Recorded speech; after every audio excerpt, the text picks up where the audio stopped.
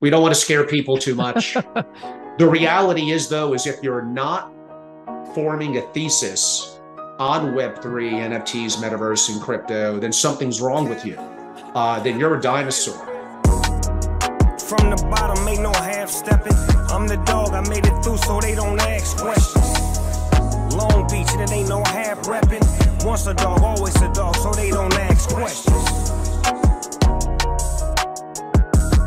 Angelo Robles is the host of the Angelo Robles podcast. He's also the founder and CEO of FamilyOffice Association.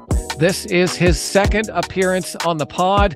Angelo, you're the first guest that I've had back on the podcast, and I'm so grateful for that. So thank you very much for taking time out of your day.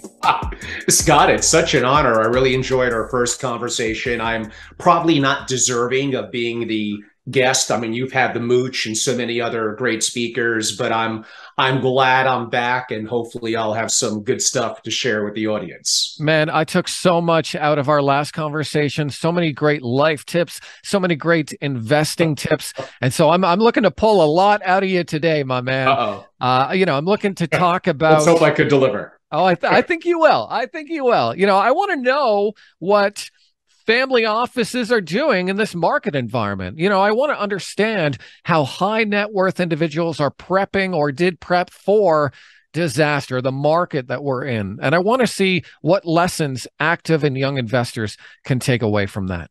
So let's start things off by just getting your framework for where we are in this current market cycle. The market has been a rough ride, to say the least, in pretty much every asset class except energy. Oil and gas has been rocking in 2022 for the most part. So how have families of wealth and high net wealth individuals been navigating this environment from your perspective? Well, in the short term, many of them are getting their butts kicked, like all of us. The difference that they have is, besides having a tremendous amount more capital than most of us, is they have time on their side, which relates to having also a lot of capital. So for them, they could look at it. If they long-term believe in the thesis, you're not going to get distracted by a downturn in the market caused by rising interest rates and other macroeconomic issues, inflation, etc. If you're a long-term believer in Bitcoin, in Ethereum, in gold, whatever it may be, this is a chance to buy in, specifically at the Bitcoin and Ethereum, at a better price.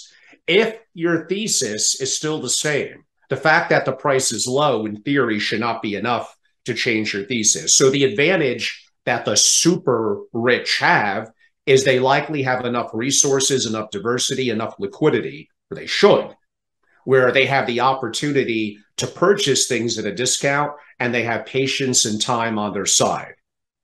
Is that something you're seeing? Are you seeing high net worth individuals put money to work at these levels here?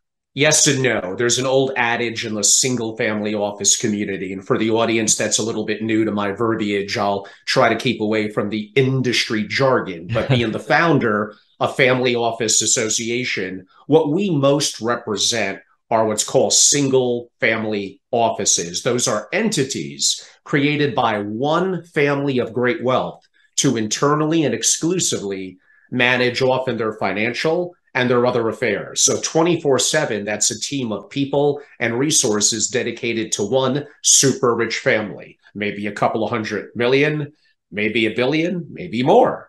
So we're effectively a trade group, a collective, a collaborative, and a thought leader. And I've been doing this a long time, dedicated to that community.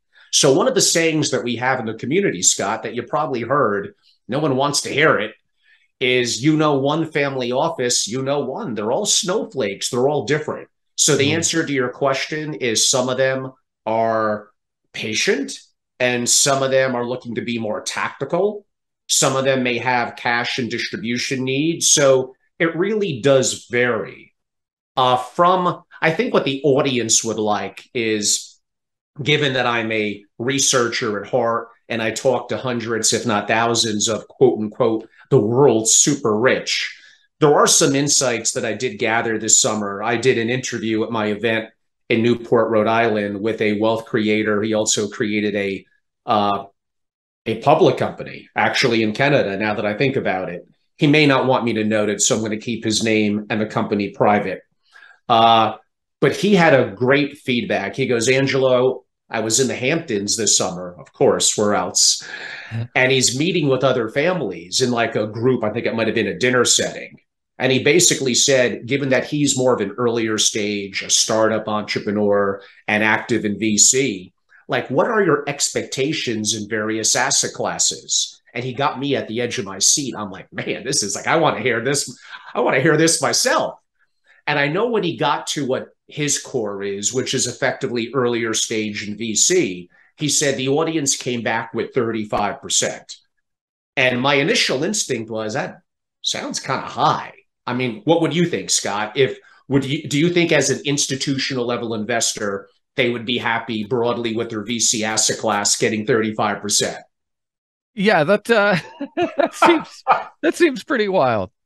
Okay, so you and I both felt the same way, but maybe this goes to show the mind of an incredibly successful earlier stage investor, entrepreneur, but who is an LP in VC. He's like, oh, like that's all? I'm like, really? So he, in that example, for whatever, 20 or 30% of his portfolio is looking for more exponential returns. Mm-hmm. Not every company or every VC investment is going to get that, but he's effectively looking for multiples. It may not happen every year because there's various cycles and other factors. Mm-hmm. But I thought it was interesting to go inside the mind of a successful entrepreneur who's worth a lot of money, mm-hmm. that created and a now public company, maybe even multiple that I think about it, and also has a merchant bank. I mean, this is a highly successful person that for a good part of his portfolio, 35% was laughable. Now, wow, could we argue that the super rich have opportunities that sometimes we mere mortals don't have? And I'm going to say that is an advantage. Now, that's a chicken or egg thing. So how do you become rich to have the advantages of getting investment opportunities that others may not have, besides inheriting? And that is its own set of challenges and often burden for generational families. Probably not the point of today's discussion, but mm-hmm. I think the insight and the takeaway there is there are some families that really have incredibly high expectations of returns. Now, let me converse that, I guess you could say, with the opposite. When I often talk to family offices, they appear, and forget this year, but broadly to be pretty happy with 6 to 8% returns. And I used to think, okay, number one, preserve capital. Rule number two, don't forget rule number one, right? So I know that makes sense, but I started to think these, and I might have mentioned this in our first podcast, these super rich families and family offices have multiple family members pulling on effectively the capital through distributions. They have taxes, they have death taxes, they have whatever capital gains taxes. So, taxes are taxes, or they're going to be there. They have the impact of inflation. And we all know that the government reported numbers on inflation are complete, let me go with a nice word. How about nonsense? Especially for the super rich that are often buying things, eating filet mignon, buying homes in Malibu, buying art, buying often appreciating assets in more normal environments. So their inflation may literally be closer to 20 or 30%. So you couple those factors over time, and it makes you think that 6 to 8% is bordering maybe on being way too conservative. Mm-hmm. The challenge is where does the buck stop? Does it stop at the family that's making the decisions, or with the family office executives that are probably in a little bit of preservation mode? The markets aren't so good. Let me down expectations and let me have more smoothness and steadiness, which maybe in an institutional level portfolio may make some sense, but that does not always work for the super rich and the billionaires for the reasons that I noted.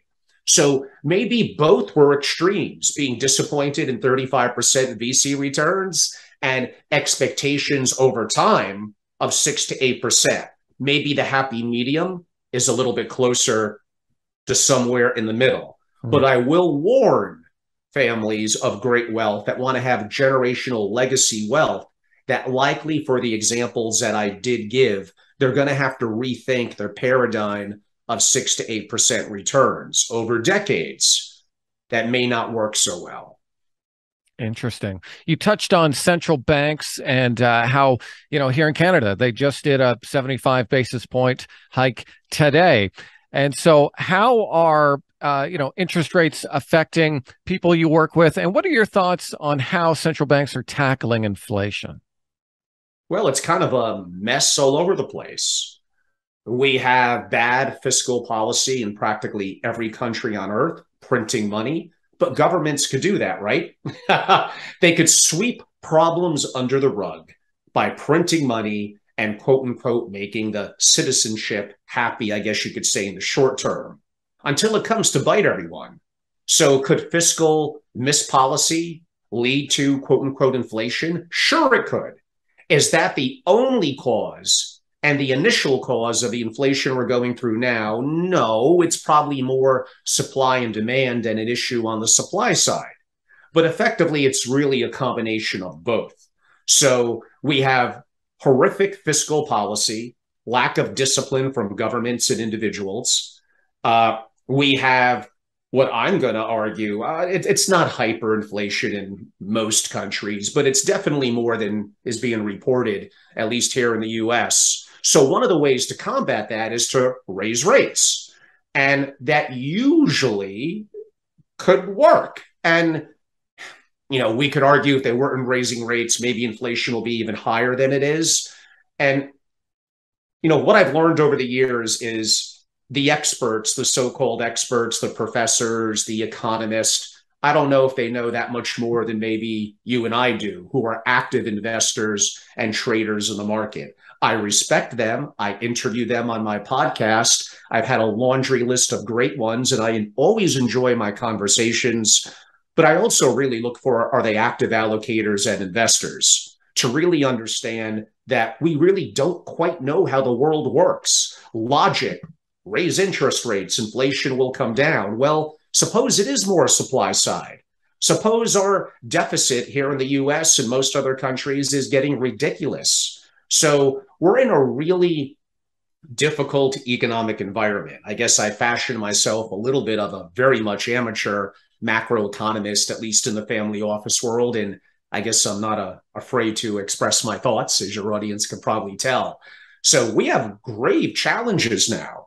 We still have the impact of COVID, mainly on the supply chains. We don't know what this winter season is going to bring for many of us with the advent of more variations of COVID and more lockdowns and challenges to our economy, which again, maybe we'll either not go into that or save that one for a little bit later. We have a war going on, obviously, in Russia and the Ukraine, the second and largest third producers of wheat, major agriculture and oil, and the challenges that we're seeing now in Europe, in Germany, and other countries due to the conflict.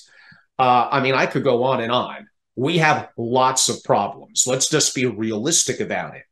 You sometimes have to address the realistic issues that are in the room and then have some logic that could hope to address them. But again, this goes back to the issue of we think we know how the world works until it doesn't. I had on one of the deepest macro thinkers, and I've had him on multiple times, but relatively a couple of months ago, relatively recent. His name is Adam Robinson. Like, the world doesn't really work now because it's built on a framework, I guess you could say Bretton Woods from the 1940s, of, rising GDP, at least here in America, and population rising to match that. And now you have the challenge of, we're slowing down the economy. We have all the challenges that I described. We have population issues relative to younger people outside of areas like the continent of Africa and India and some other countries where it's in decline. Theoretically, mathematically, in like 900 years, there'll be no one left in Japan. I'm exaggerating that, but by the ratio of numbers, you get the big picture of it. Mm-hmm. So the model of debt, debt, debt. It's good. We'll grow our way out of it. That's becoming harder for that to work. So we're in a world of hurt, but in chaos maybe comes opportunity. So those with cash on the sidelines, the availability of getting opportunities that are distressed, perhaps in real estate and other opportunities, arguably in whatever value stocks. I'm still a believer big tech is not going to go away. It got whipped with raising interest rates, as did crypto. Those were two of the major impacts on the economy. Now, from a political perspective, you think that President Biden will be looking at the midterms, maybe wanting to have things look a little more rosy from an economic perspective, but I guess the rates keep on going up. Mm-hmm. And outside of some little positive notes in the summer, generally the markets are kind of very, very challenging right now. So we're in a really interesting, I guess that's a good way to put it, an interesting environment that is fraught with grave challenges, which again goes back to the super rich. The advantage they have is time. Maybe some of them, some families I know have a 30 to 50 year time horizon. But I think things are very challenging right now. I have more questions than I have answers in terms of what works. Mm-hmm. Well, that's one of the reasons that I like speaking with you, Angelo, because I think that you're asking the right questions. You know, you touched on a lot there. You know, I also believe that it's a supply-based inflationary environment.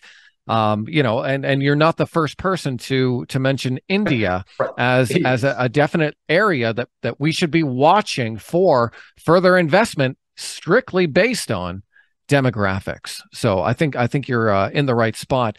Angelo, because this has been such a big year for macroeconomics, and like you, I feel like this has been an area that I've been learning a lot about this year.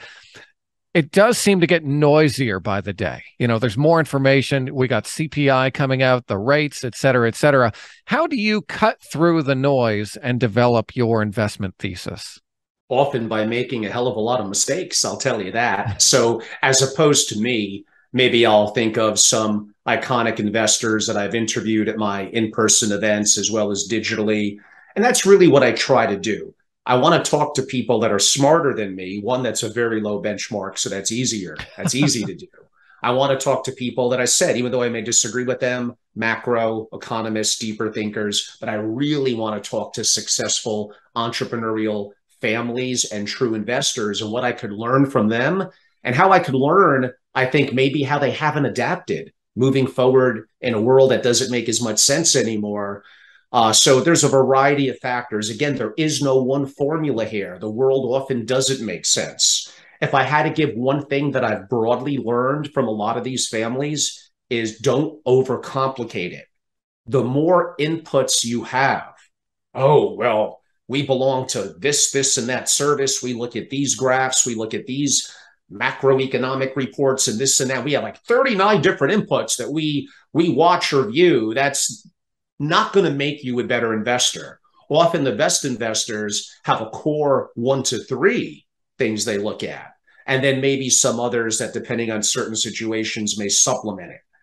I hate to say that they go by gut because you got to make decisions based on logic, but there are some things where you could look forward a little bit in the future and just see the trends where things are headed, and that should help to impact in decisions that you make, other than looking at past performance issues, which are built upon a framework that may not apply perfectly in today's world. So my simplistic answer will be you probably have too many inputs, and that applies to everything in your life, not just finance and investing. You should streamline that. You should evaluate it frequently because you may need to adapt or rotate something in or rotate something out. Often what you've learned in economics, especially as someone 50 or older, and how the world works in investing, it's not as applicable in today's world for the reasons that I noted. Things are changing. It's not built on debt as much, although what governments are doing, you would think otherwise. And how a lot of people in that age bracket feel broadly about crypto and much happening in that community. Their paradigm of what works does not apply. Actually, it's a burden often their knowledge or what has worked in the past. So again, I go back to, you have to evolve, you have to adapt. It's a hard market out there. What I find the families also doing and going in a little different direction is creating businesses. Therefore, they're not as reliant on strictly investment income per se, which is largely outside their control. But they could control what they build and potentially how successful it is, and the income stream those businesses could provide, quote unquote, to the family. And again, I could get into taxes and challenges there, but broadly from an investment and an quote unquote an income and net worth perspective, building businesses has always effectively been the number one thing for families becoming super rich. Mm-hmm. Well, I mean, that's what would have made them wealthy in the first place, right? They build a successful business, it takes off, et cetera, et cetera. Angelo, I'm interested to get to know you a little bit more as a person. You know, I know you kind of talk down your intelligence there, man, but I love what you're saying. Your and audience I think, is going to get bored. I think, no, man, I think, you know, what you have built and the people you surround yourself with is very impressive. So, you know, tell me about how the Family Office Association got started and what's a day in the life of the CEO and founder. I began to think about in creating the early framework of FOA, that's Family Office Association, in 2007. We officially launched in 2008. What a great year. And ironically, I was not smart enough to plan it that way. But again, chaos and turmoil can be a galvanizing point for people, even the super rich, to come together and to learn and not feel that they know everything.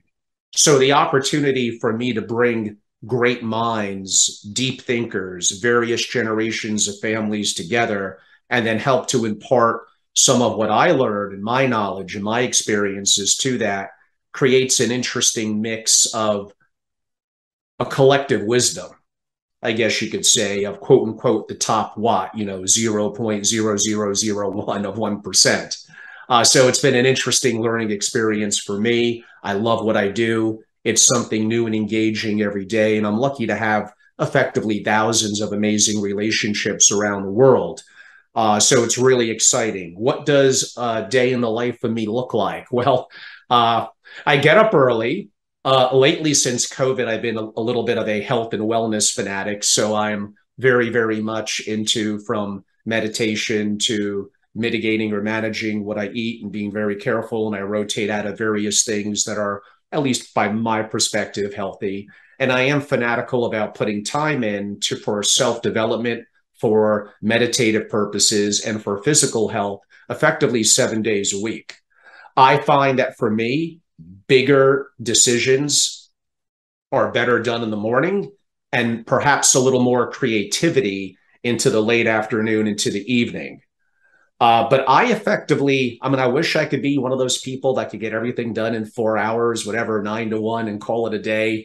I just have never figured that out. So for me, I have a formula that works kind of for me, but that often does mean often into the evening when I'm feeling more creative, I am doing work, whether it's on my podcast, the Angelo Robles podcast, my books, my writing, my masterclasses, my investing, and obviously what I do in Family Office Association. I suppose from the more exciting part of what I do at Family Office Association is I just talk to amazing people every day. I may talk to a wealth creator that created a company and sold it for 200 million. I may talk to someone on the Forbes 50. I may talk to an executive that heads up their family office. But I also like CFO and COO, meaning operational and financial issues. I may talk to someone from that perspective to the family to gain that different perspective. I may talk to a generational family member. I may talk to a hedge fund manager, a VC, an economist, a macro thinker, and I ask them questions and I take notes and I learn. And hopefully I'm able to impart that makes my life exciting, at least from the business side of things. Sometimes it's going to get a little off topic, then I'll try to bring it back. But I have gotten questions, and I did a private 2-hour interview with, her name is Amy Brodsky, at an event I hosted in Newport, Rhode Island, where it was basically her interviewing me. My God, she had to kill 2 hours on that. But somehow Amy did it. Great job, Amy. And she did ask some interesting questions, including, I'm looking at a picture of you pre-COVID, looking at a picture of you now. You look different. You used to be always in a suit and tie. Your hair was short. You had no beard. You had no tattoos. And she meant it in a positive way to kind of like, why? But do any of those things really matter? We judge people on the surface, like as if I'm wearing a $10,000 custom suit and tie somehow makes me a better, deeper thinker and investor.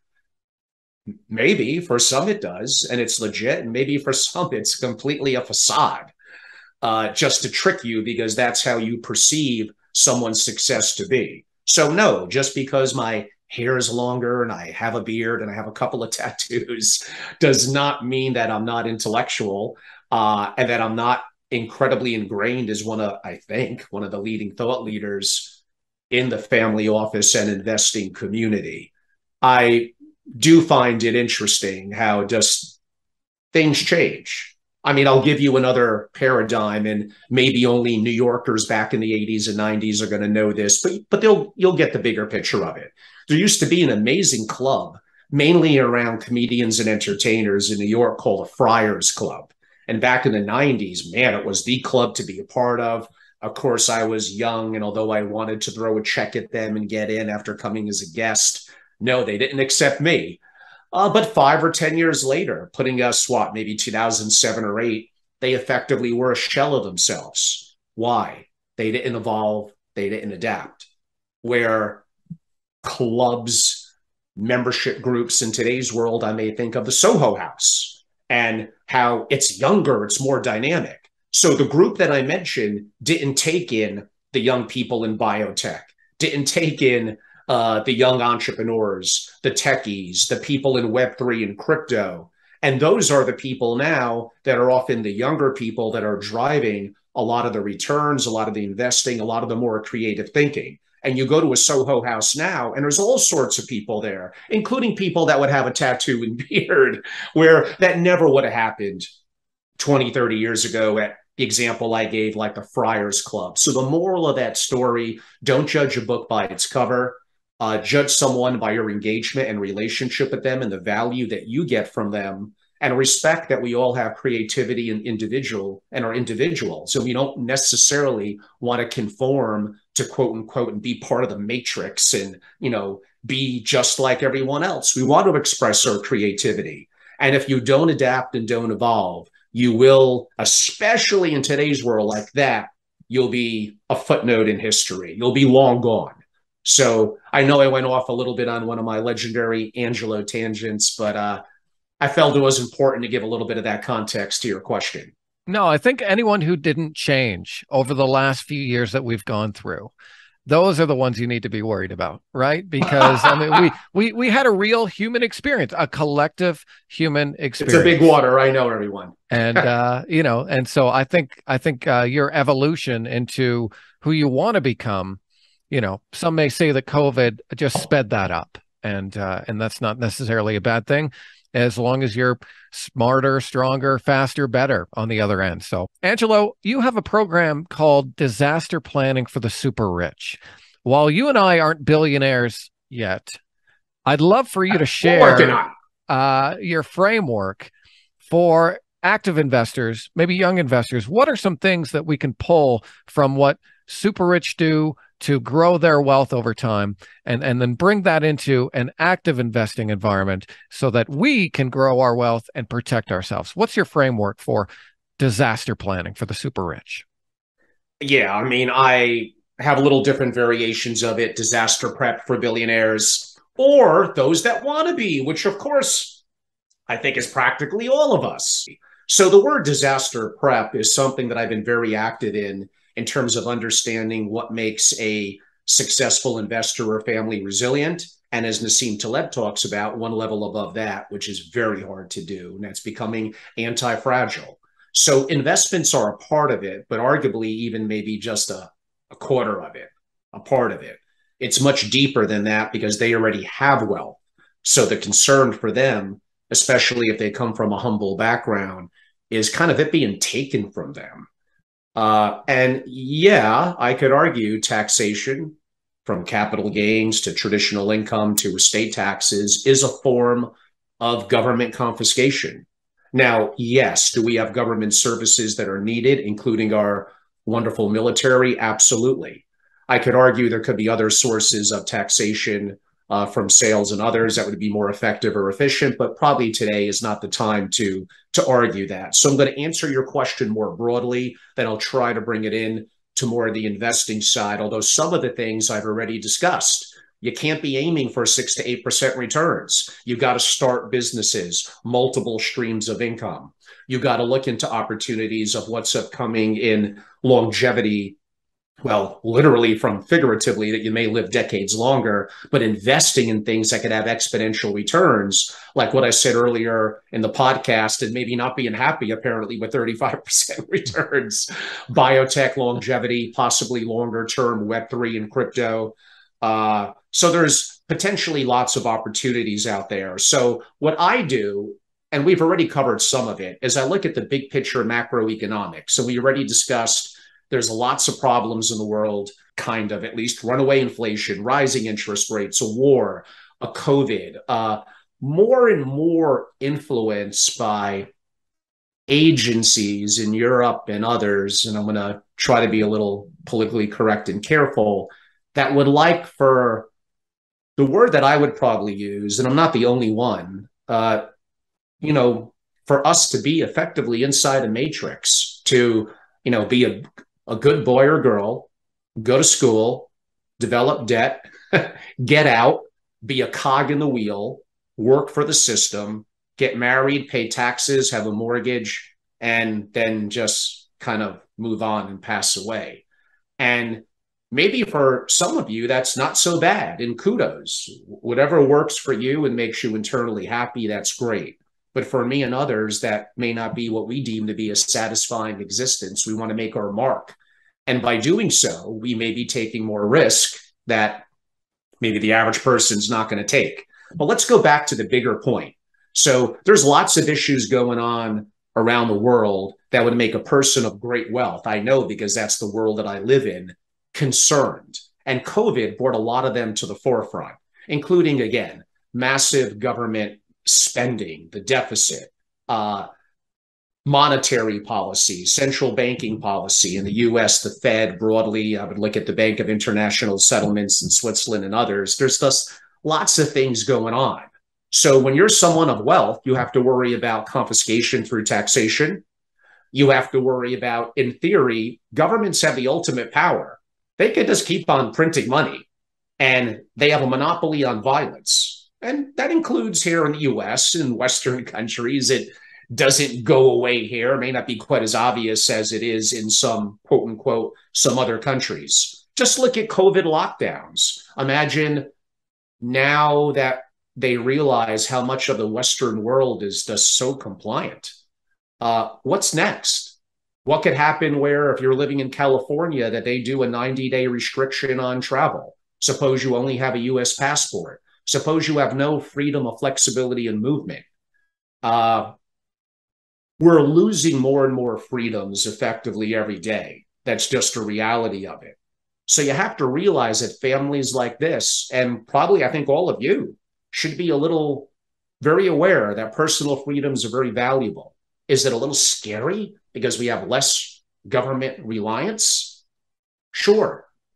But capitalism, in my opinion at least, still beats the alternative. And I don't necessarily, from what I would deem to be a negative perspective, be told what to do in terms of from an energy policy perspective individually to what? Now I can't eat meat. I can't do this. I can't do that. Like, I just don't know what's next. So when I use the term that many of us are living in the matrix, I may not mean that literally, although who knows, maybe we are in a simulation. It's a question I have asked. Yeah, like I've asked some very interesting people in my podcast as well. And I don't know, like half the time they say that we may be. So maybe they're right. So as I mentioned, I often mentor or tutor a lot of younger people, defined as often college age or under 30, Both men and women. I guess I have a little more experience in today's world, being a male myself, in terms of what that would look like and some of the challenges that I see that they would go through. And I say, I mean, one advice that I have for them was they hear me talk about, quote unquote, the matrix and this and that, is make money. And I know that's easier said than done. But when you have money and resources, you have optionality. You could have multiple residences around the world. You could have multiple passports. You could structure things through trust, create foundations. You have optionality. And I'm not saying that's easy, but when you're young, that's the time to take risks, to be an entrepreneur, to go and create money, multiple streams of revenue, and then develop, hedges and a moat effectively around your castle that you could build. Now, there will come a point, I think, maybe the US could possibly escape it, although with the political leadership we have now and probably in a foreseeable future, probably not, where, and you would know from your activity in crypto and blockchain, we will likely have a one day a world coin. I mean, I could get into the world settles in US dollars right now. There are forces that would like to change that. They likely in time will succeed. There'll likely be a basket of securities, including a digital dollar, a digital yuan, and others that make up what the IMF would potentially like to have. But that will be on a centralized, effectively, blockchain. And we lose complete privacy.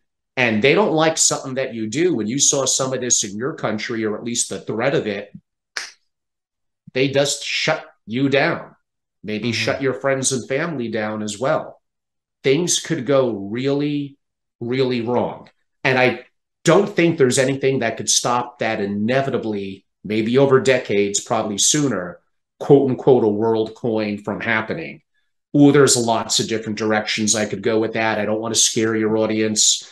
And for me to do a true disaster prep for billionaires or those that want to be, that really at minimum is an 8-hour video masterclass. And really it's multiple days with me. So for families that would potentially like to engage from that perspective, they could reach out to me. They could find me in social media, or towards the end of this, I'll give my information. That's something that I've also have done multiple month and year-long plus engagements with. So that varies depending on the complexity and the issues that they want to cover. The other topic, and that was a very broad topic, that, disaster prep or planning for the super rich. On the investing side, again, the world is being turned upside down, inflation, macro. If you're overly dominated or denominated in US dollars, which practically all of us are, I think that is a dynamic over the next 10 or so years that's going to change, meaning it's probably going to go down. Therefore, if a lot of what you own is effectively in US dollars, which is what a lot of us, that's going to make it harder and harder for our equity and perhaps real estate and other positions to be successful. Become more of a global citizen, a sovereign citizen, diversify. Look at opportunities where population's rising. We mentioned one of them. Me and Raul Paul will both agree that India over decades has potential to really be a truly impressive superpower. Maybe even, who knows, overtake the US or China. We'll see how that could play out over time. I would look into commodities, obviously, although gold's been terrible, but broadly energy and building and construction, depending on, from copper and other supplies, although again, with a decreasing population, that's a little bit in turmoil as well. I would definitely look at supply chains, air, ports, shipping containers, trucking, in the future, to a degree, warehousing and drones, telecom. Those are all areas that billionaires, I know, are looking at. Now, they have the resources to be direct investors, often at billions of dollars, into some of those. I realize for the average person, including me, that's unrealistic, but you could still be active in commodities and supply chains through either public companies or more liquid opportunities, including ETFs and other strategies that may be applicable, quote unquote, for the mass affluent, and allow an opportunity. Again, just look forward, look to the future, see how things are dynamic and how they're changing. I'm going to go back a little bit because I think that people like stories. Like I told the one about, again, the entrepreneur that wasn't happy with a 35% return. So I was at a dinner party in Greenwich, Connecticut a week ago. And one of the people there was an amazing self-made entrepreneur. I think like barely graduated high school, although now is very polished. And like, I'm just so fascinated. How did you make your money? And again, the most common things that I seem to hear are they're disciplined, they're grinders, they work hard, they made sacrifices, they took risk. And sometimes things worked out, sometimes they didn't, but they didn't get discouraged. They always seemed to bounce back. And they realized the time to do this was often in their younger years. So with this person, it's like, oh yeah, I own hundreds of storage facilities and warehouses. And that's the vast majority of their wealth. Like zero occupancy issues during COVID because everyone wanted storage. Yeah. And warehousing, at least selectively per geographic and how they adapted the facility, was a very, very good quote unquote commercial real estate play. Now, I could argue somewhat illiquid. Let me go back to that disaster prep for billionaires part of it. And this is what I told him. What would happen through eminent domain? The government just says it's ours. We're going to pay you what we deem to be fair market value. Maybe we'll even call a presidential executive order and just simply take it from you and worry about issues with your repayment at some point in the future. It's a national emergency. You can't take real estate up and with you and go. Could titles and deeds in the future on a blockchain be changed, be pledged? There's lots of things that could go wrong. But again, that's more well into 8 hours plus, so we're not going to have the time for that. And I save that for my consulting engagements as well. But this person started from nothing. And well, do you take in LPs? No. Why would I want to do that? Why do I want to turn my kitchen into a restaurant? I don't need LPs. I have access to capital given all the properties that I own. When I want to buy more, I could just do cash, or I could do a little bit of levering up if that's what I want to do. So again, I really find it interesting. And even that person, I pointed out some potential flaws relative to preservation longer term, some of them that I had a chance to already hint at. In disaster prep for billionaires, the other common topic that comes up is, well, where do I live? How many passports? Where should they be? And what kind of property should I have if things were to really go bad? So we go into things like inverted condos or former missile silos, and how to structure for air, for water, for food, for protection, for discretion, for privacy. And again, I'm going to save that a little more for kind of on the consulting side of the work that I do with families. But, you know, I even go a little bit into submarines and even space. Now, again, that's for very rarefied air. But we see billionaires now, one that you mentioned earlier, and others that are highly concerned about certain things. And maybe to them, stealing from Star Trek, you know, space is the new frontier. So an opportunity for them to, quote unquote, a little bit more diversity and security, and what they deem to be a little bit away from, again, the all-powerful money printing governments that have a monopoly on violence. So I could get into geothermal on these homes. I could get into a whole bunch of things on sterilization, UV equipment, and all that. So that's a really deep project, Scott. I mean, you asked me in a question looking to give her 2 or 3 minute answer, but it's like impossible to. And even in the last 10 or 12 minutes, I covered like 1/10 of 1% of it. It's just so much more. So yeah, it really is disaster prep. End of the world. Okay, the grid is, you know, they want to be off the grid. They want to be able to move around. They want to be able to maintain their wealth. And that's something that you help them with, essentially. I mean, ultimate like nuclear war or something like that. I mean, yeah, that's possible. But I'm just thinking simply sovereign risk or insurrection inside the country, a civil war, things going wrong. I would say the mistakes that some of those families that are even fluid in those subjects are making is underrating Bitcoin, not understanding enough about Web3 and technology. I mentioned a little bit about submarines and space, trying to be a little cute, but there's a grain of truth to that. And I think that Balaji Servanson, I probably messed up his name, he's brilliant, and his book, The Network State, I highly recommend it, offers some interesting areas about how the world is changing and how with Web3 communities and something decentralized like Bitcoin, is this a way potentially kind of out of the matrix? It could be. I just don't know if the powers that be, the governments and people behind them, are really going to allow that. Meaning, in theory, they could stop Bitcoin. They could just call it illegal. They could control nodes. They could control on and off ramps. They could tax it at 99%. But it may have a little bit of escape velocity at this point. We'll see.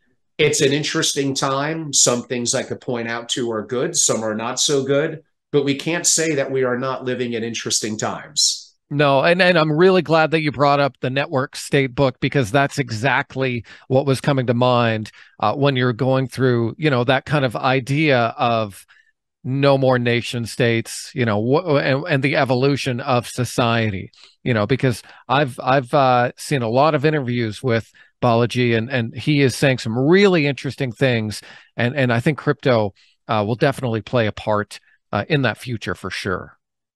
Yeah, I mean, we didn't talk, too much about crypto. Yes, those that follow my podcast, and I've been a little slower the last couple of months, mainly because of some time off, reflecting, adapting, and also doing more in-person events and consulting at Family Office Association. But I will get to being more active on my YouTube platform, which is at Family Office, or on my traditional podcasting platforms on Apple and Spotify.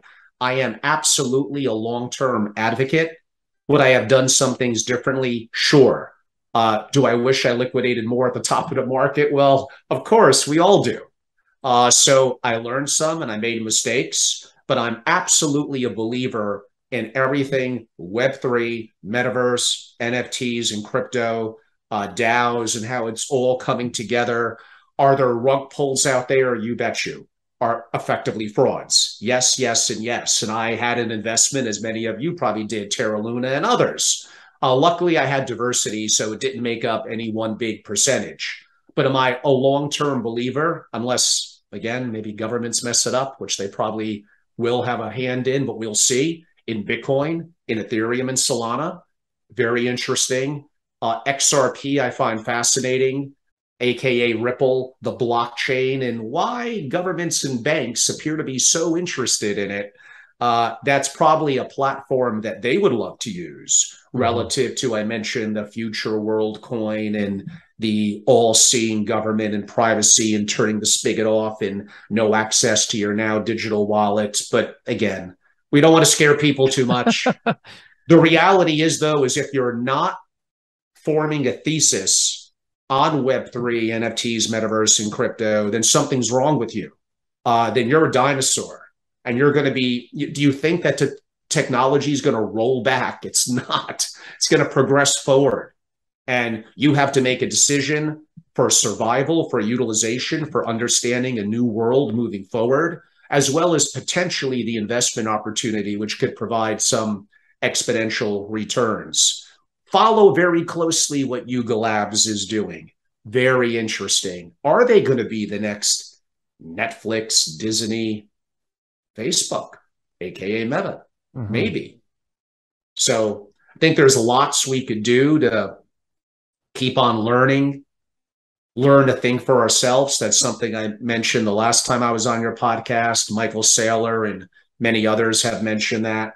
That's among the most common things I hear from billionaires is, get your value out of your education in school, but at the end of the day, learn to think for yourself. Make your own decisions. You're going to be right, hopefully more than you're wrong, but you are going to be wrong. You are going to make mistakes. And that opportunity to either mitigate the risk of those mistakes, having diversity, bouncing back, being disciplined. I mean, all those things are going to go into kind of what helps to make, quote unquote, a successful person. Definitely. Yeah. And I've done a lot of research myself on central bank digital currencies and what are being called distributed ledger technology, or DLTs, which is kind of the opposite of a decentralized ledger such as For Bitcoin. sure. And so I thought, my sense is that that's where a lot of the central banks are going to go. They're going to go the distributed ledger technology. And so I've been looking into a lot of things like the quant network and the like. Basically, who are the major industry players that are trying to bring on central banks into blockchain through kind of that closed loop. So I think you've touched on a lot of really interesting things there. I'm interested to know how you personally analyze a crypto. Like, what is your criteria, Angelo, for making an investment in something? How do you decide if it makes sense to you? And then how do you decide, okay, yeah, I see the use case of this and now I want to be a part of it? Yeah, I mean, I wouldn't say it's overly analytical. I think I agree with what I heard Raul, technically pronounced Rail Paul, say, and I've interviewed him a couple of times. How do you mitigate risk? You have enough information to form a thesis and you make a small investment. And now you're engaged and now you want to learn more. So you mitigate your risk by limiting your position sizing. Now, of course, often the biggest mistake we make is not putting enough money into something that went up incredibly exponentially and then getting out in time. But, there's a few lucky / brilliant people that could potentially do that. So early during COVID is when I started to get more active. I had time on my hands. What a surprise. I had some good connectivity broadly among deeper thinkers, both pro and con in the community. And like I said, I formed my own thesis. I thought for myself, quote unquote, and then I limited my position size and it just started to exponentially grow. Now, yeah, was that genius on my part or getting early on in a wickedly good bull market? Yeah, of course, it was more the latter. I get it. You got to be realistic. Again, I wish I exited more come October, November of last year, which was kind of the peak. So looked like a genius for near 2 years and not so much a genius, I guess you could say, for most of this year and a part of last. But I am a long-term advocate and believer. And my net returns from broadly crypto, sure, they're not what they were last October, November, but they're still pretty damn impressive compared to traditional numbers of, again, whatever, 5, 10, 15%. And a part of your portfolio, for the reasons we already discussed, I think that you're going to need that. So for me, it's the information changes so rapidly. You can't really read a book. I mean, yeah, you could. Blogs, deeper thinkers, Twitter, and have a core group of people like Balaji's one of them that we noted, Raul Paul, Michael Saylor. There's so many of them. And again, they're probably going to be right and wrong probably about half the time. So you got to form your own thesis and make your own decision. Start off small, limit your position size. Then as you get more knowledge and comfort, there are some things you may want to let ride. And that opportunity of building it up to be a greater part of your portfolio. So that's basically what happened to me. I have learned, partially due to a company that went bankrupt in your country that I had some crypto on, be very careful about leaving your crypto in centralized exchanges. Things could go wrong. There's a saying among the maximalists in the Bitcoin community that is likely very true. Not your keys, not your crypto. There are things that could go wrong, from government shutting it down and taking your money, for lack of a better word, to simply bad bear markets, leverage, and a lot of these companies go under and you're not really secured with your quote unquote assets. So you have to start to understand digital wallets, security, cyber issues, very carefully mitigating that, but having greater control, arguably, I could say institutional level custody, but let's not go into a deep dive on that. That could go in many different positive or negative directions, multi-sig, all that stuff. You know what? You have to educate yourself. And this is not 1,000 hours. I don't know, maybe it's 20 to 30 hours. Come on, you just have to put in the time and you have to do it. But sure, there's risk. There's risk in many different things, obviously, including investing in the digital asset community, especially short term, because it is so volatile. Yeah, someone asked me the other day of like asking for a good price on Bitcoin. Hey, is this a good price for Bitcoin? Should I be buying here? And my answer was, do you have a 2 to 5 year time horizon? Because if you don't care about short term price action, sure, it's great. But if you do, then I think to the point that you made earlier about geopolitics and macroeconomics, it is definitely still a dangerous time in the market. Angelo, because we've had such massive pullbacks in crypto, Web3, metaverse tokens, et cetera, what are you hearing from, some of these high net worth individuals or people in your circles now that the valuations have dropped to these levels? Do they look at this crisis as opportunity, or are they still just kind of scared and on the sidelines? I go a little back to my earlier answer, and I know it's a kind of a too much down the middle answer, but it's so true that, again, there's a finite number of super, super, super, super rich people, and they are all over the place. Were they the wealth creator? They tend to be a little more entrepreneurial and take risk. Are they an inheritor? They tend to often be a little more careful and conservative. Are they working in the family office and, again, looking to protect their job by not having too much fluctuation and not doing something they're not putting the work in or being as familiar with? So it does vary. They're all snowflakes. So both of your extremes are true.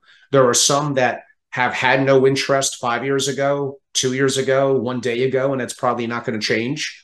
And there's others that are gung-ho and maybe did very well, then got a little clobbered in the last couple of months, but may or may not still be longer-term believers. But yes, I would say there broadly is a groundswell that the technology is not going to go away. We don't quite know who the winners and losers are going to be. We do need to understand the space more, and maybe now in distressed times could be a good time to, quote unquote, to get more involved and do what I said earlier. If you're a $1 billion family, maybe that's under 1%. For all others, maybe it's 1 to 3%. Limit your position size, have diversity, put in the effort, think for yourself, and then adapt as new information comes in and your experience grows in terms of actively investing in that part of the community. I want to stay focused on alternative investments. You interviewed Tony Robbins and a few other people in October of 2021, and I recommend everyone go check that interview out. I'll put a link in the description of the video below. But, Tony really talked about biotech and some pretty interesting advances that are happening right now, growing organs or printing ears, all this stuff, which I thought was pretty interesting. How do you look at the biotech space? What are you hearing about potential investments? And is that an area that you're focused on as well? Yes, I find Tony Robbins to be a very fascinating person, came from nothing. I mean, nothing. And is a billionaire and is such a dynamic figure. And a lot of people don't know. I've interviewed him in person at my events in Santa Monica in California not too long ago, right before COVID. And then, like you said, about 11 months ago, I went to his digital studios in Florida and did an interview with him and some effectively people of kind of the family office team and advisors that he listens to and gets information from. But very much he is think for yourself, make your own decision. The buck stops with you. And he's pretty darn fluid on Web3, crypto, NFTs, and that community. So kudos to him from that perspective. But yes, he's very good friends with someone else we've also have spoken to on my in-person and digital programs. That's the kind of legendary Dr. Peter Diamandis. And they co-wrote a book together, loved the book, that talks about the advancements in health and longevity and biotech and the things that you noted. Yes, I would say among the super rich, there is definitely interest in that, probably even more so than Web3 and crypto.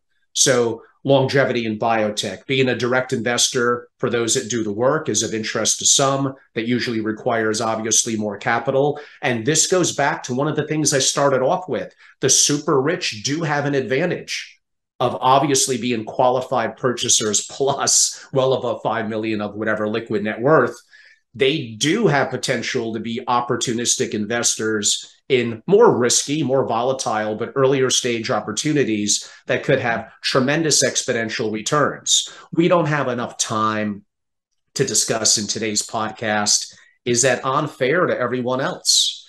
Why are we limited in the US often by so-called SEC protection that is basically stating that I'm not smart enough? Is that what you're saying? To make an investment into something that is more volatile.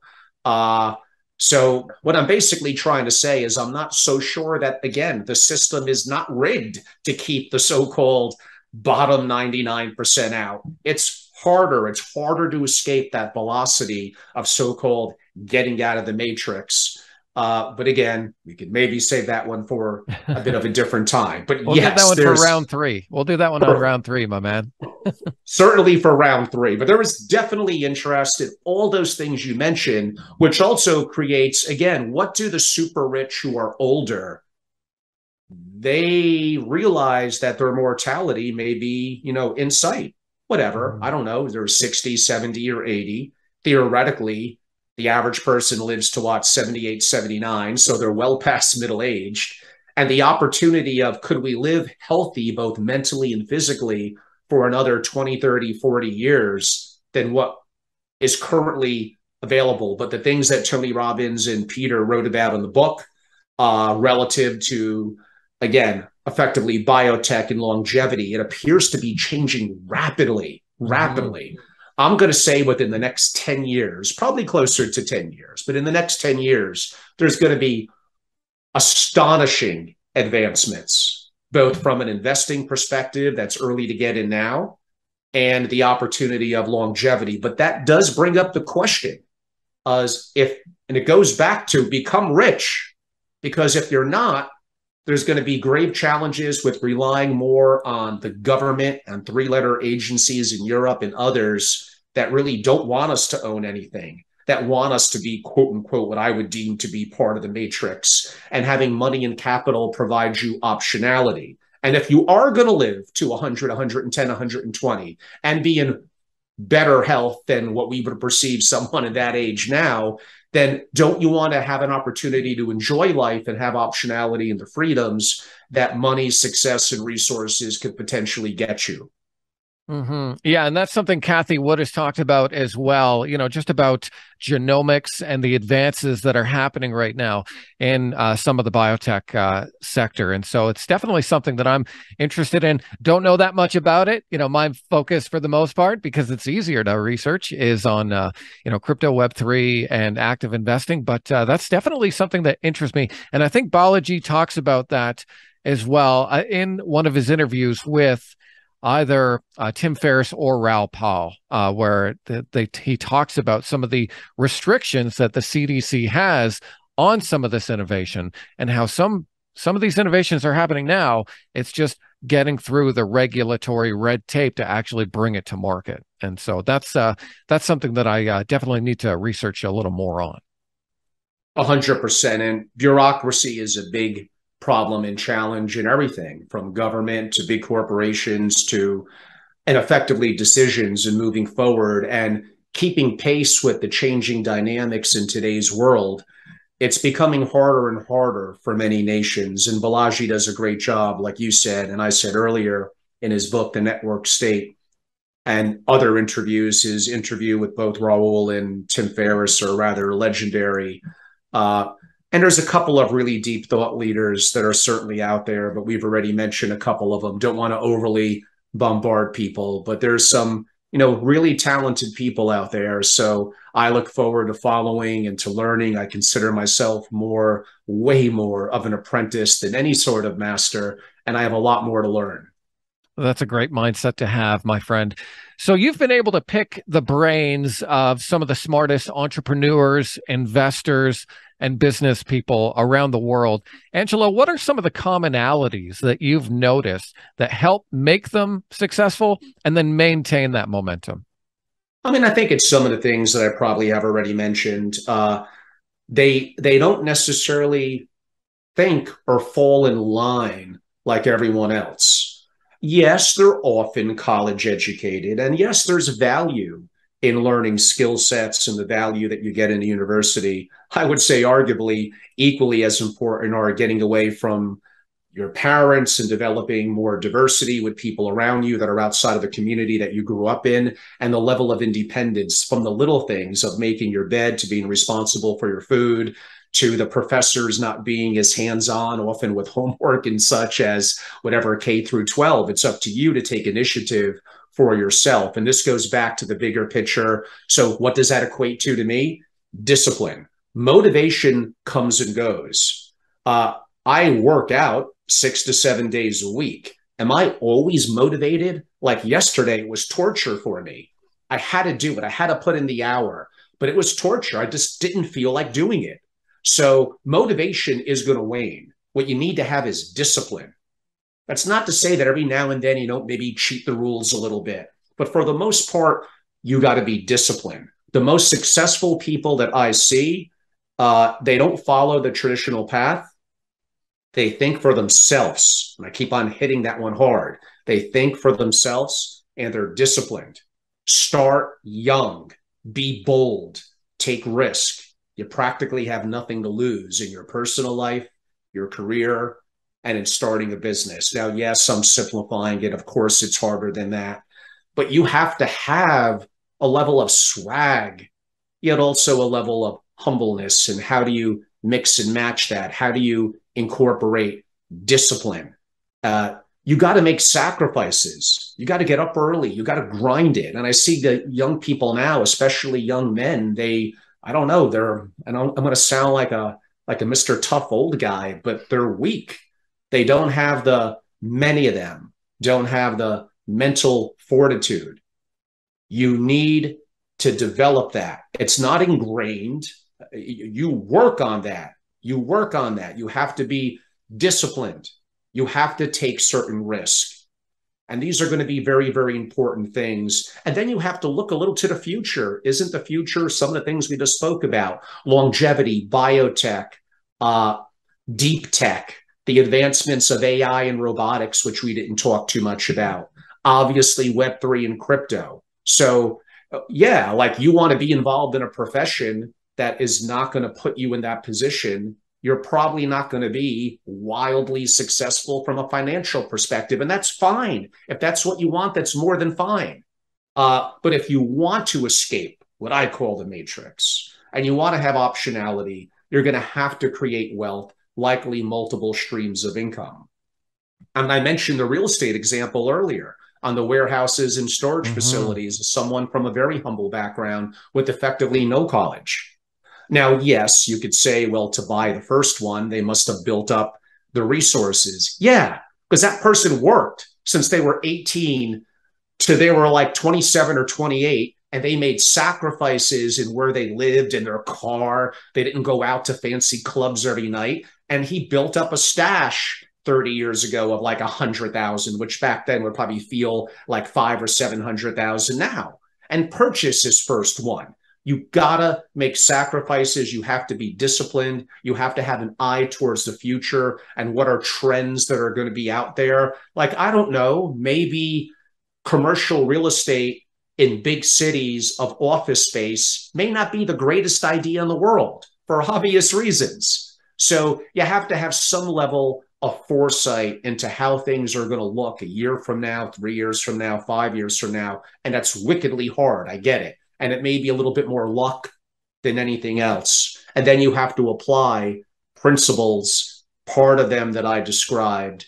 And part of it is, just get your idea out there and then adapt it as you go along. Stop trying to be perfect, because you're always going to fail if that's the case. And you're never going to reach that. Then you're going to be older and have not even tried.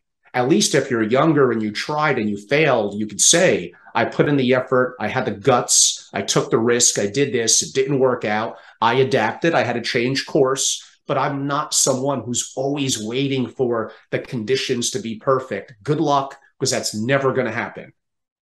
Wow, Angelo, really powerful stuff. The discipline, the sacrifice.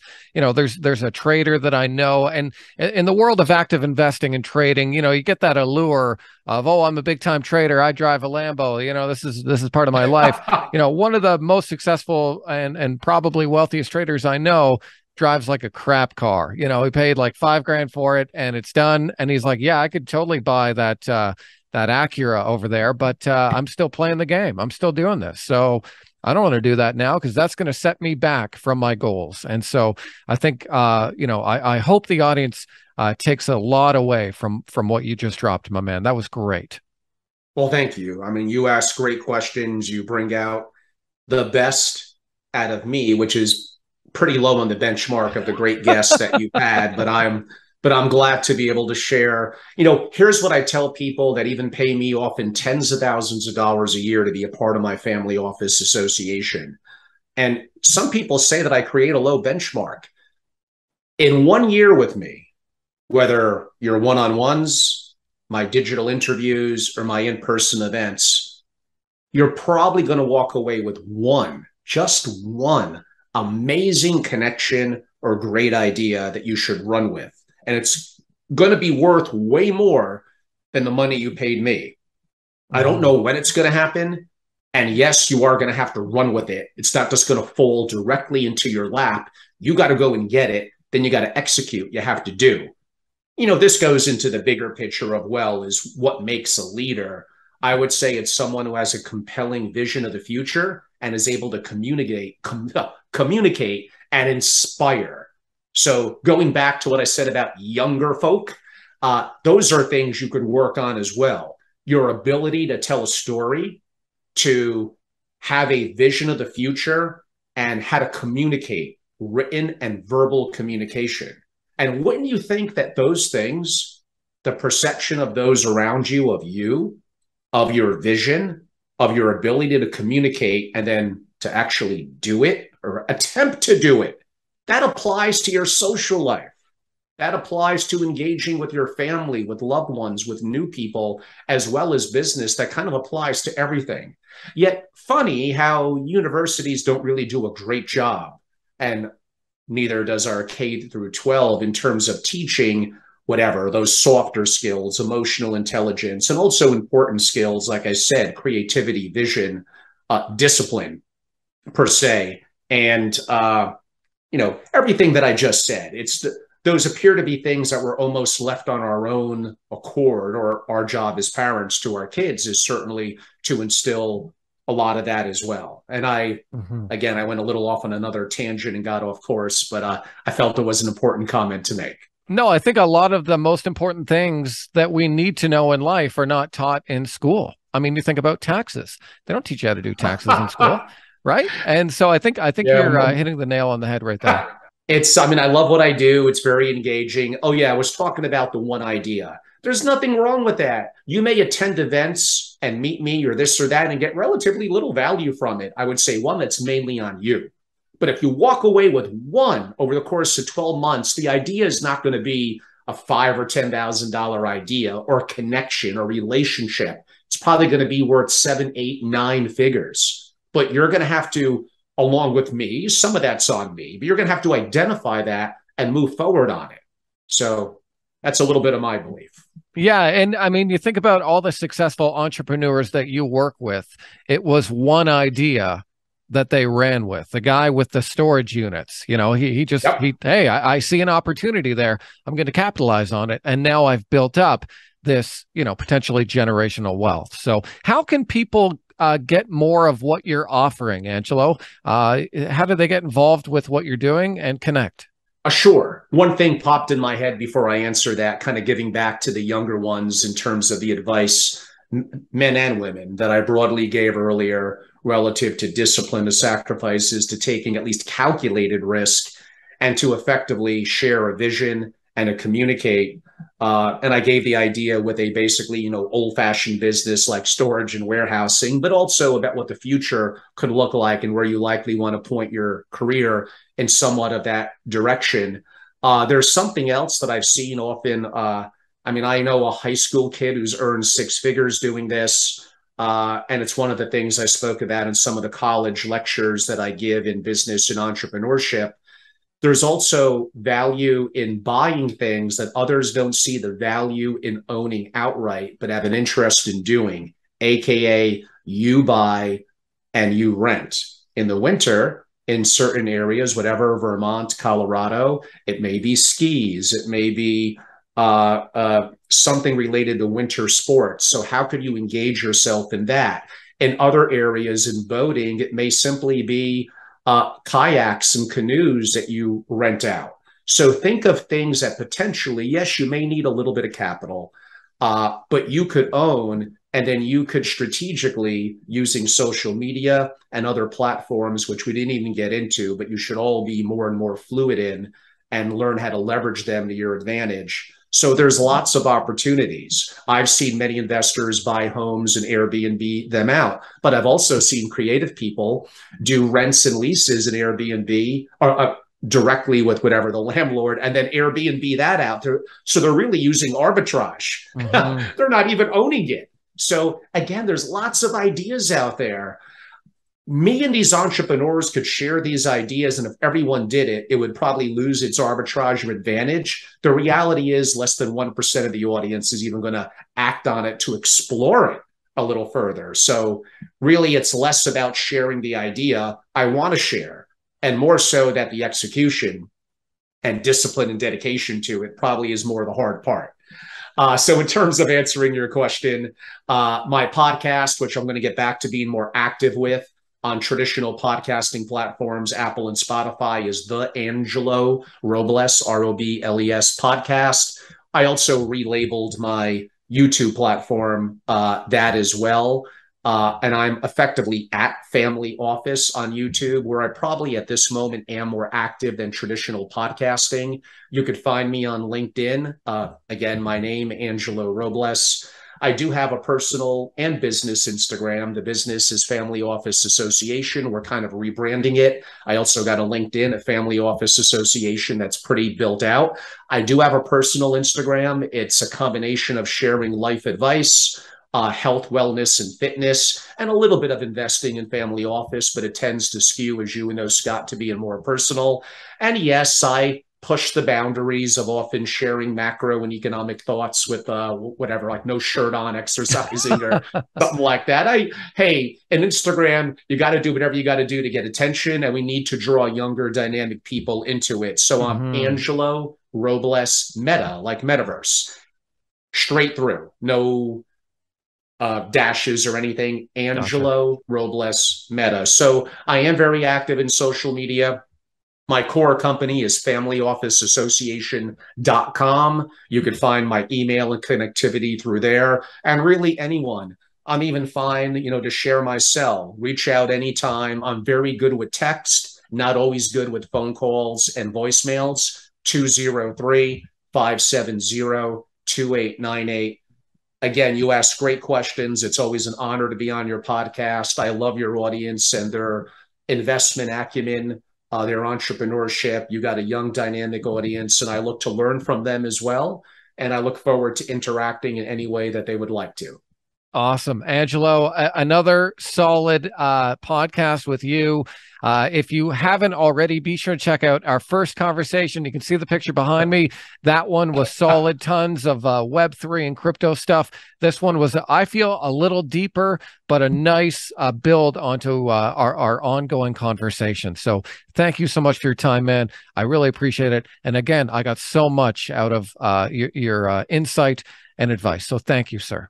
And Scott, I'm also going to share this to my audiences. So if you don't mind, for those that may be too lazy to look in the notes, if you could, I highly recommend subscribing to Scott's podcast as well and his YouTube. He does a great job. And if you could give your main handle, I think that would be great.